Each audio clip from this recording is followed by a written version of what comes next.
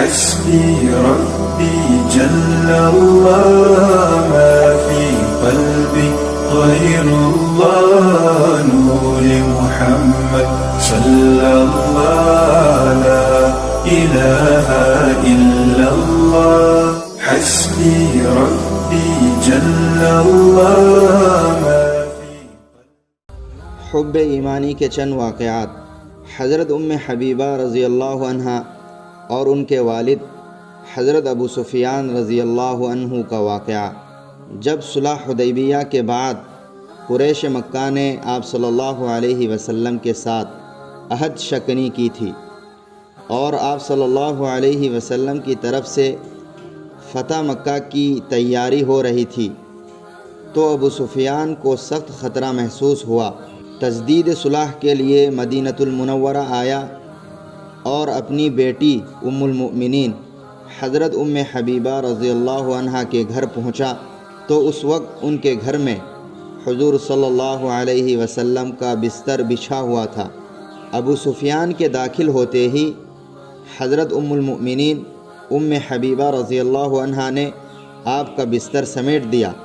یہ دیکھ کر ابو سفیان نے پوچھا، بیٹی تم نے میرے آنے کے بعد بجائے بستر صاف کر کے اچھی طرح بچھا دینے کے سمیٹ کیسے لیا؟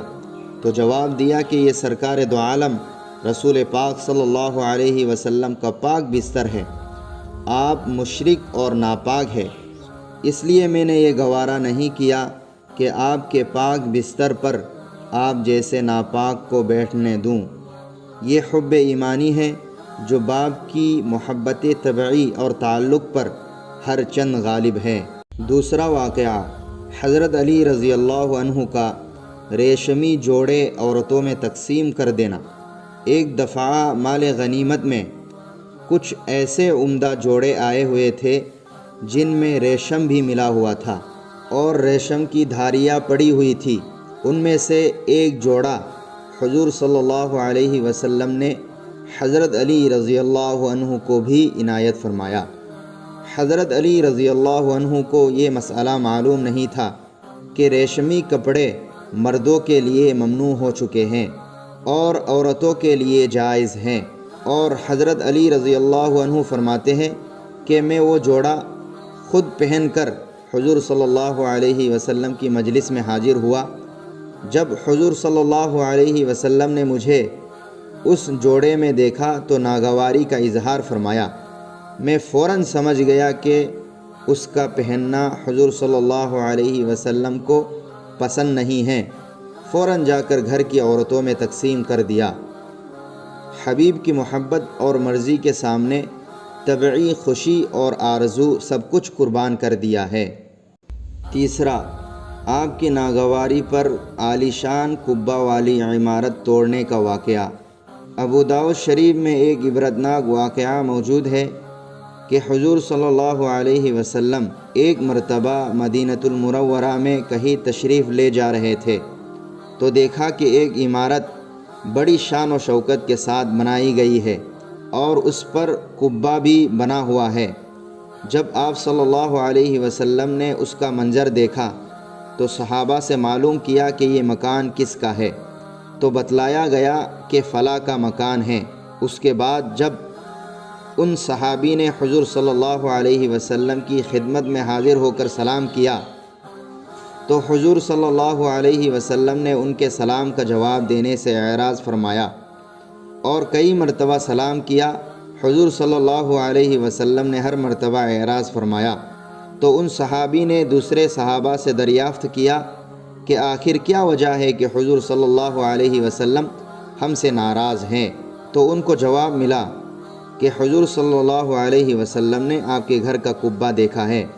جب یہ سنا تو سیدھے اپنے گھر آ کر پوری عمارت کو منہدم کر کے زمین سے ہموار کر دیا۔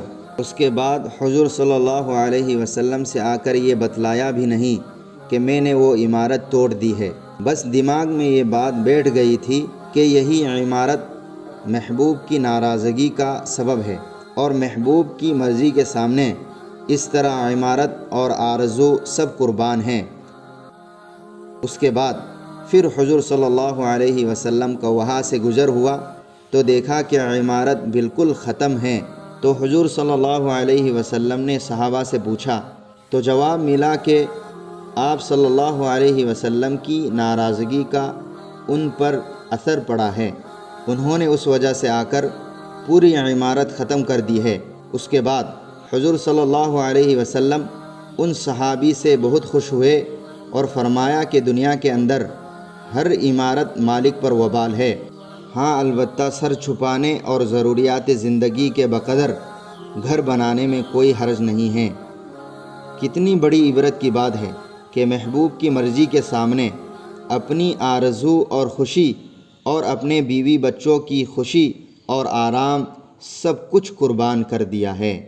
اللہ تعالی ہمارے دلوں میں بھی رسول اللہ صلی اللہ علیہ وسلم کی محبت پیدا فرمائے۔ آمین۔ وآخر دعوانا ان الحمد للہ رب العالمین۔